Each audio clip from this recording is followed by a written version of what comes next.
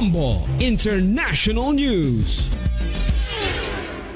Ito namang ilang mga Pinoy sa Finland nangangamba kung sakaling maipasa itong 10% tariff mula sa Estados Unidos. May mga nakapanayam pa dyan ng Star FM Manila.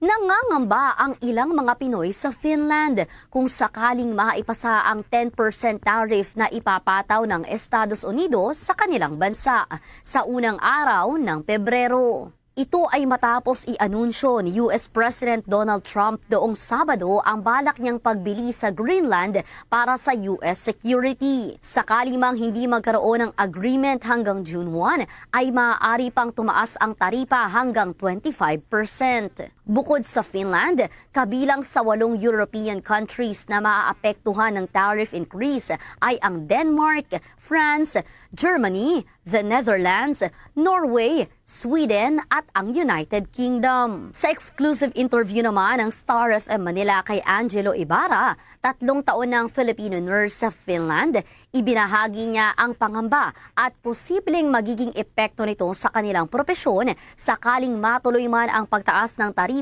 sa mga European countries.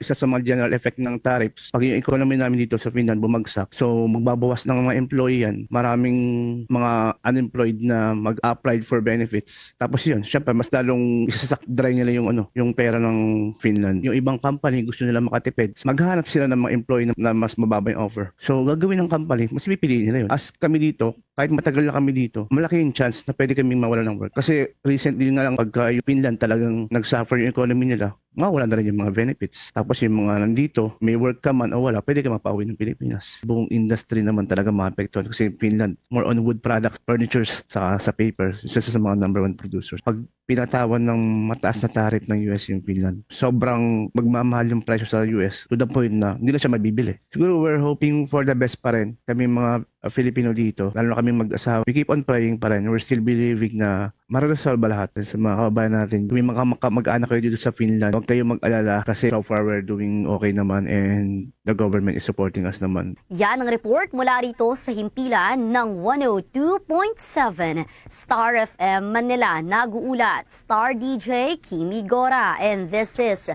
Bombo Radio Philippines, the #1 and most trusted source of news and information. Basta Radyo, Bombo!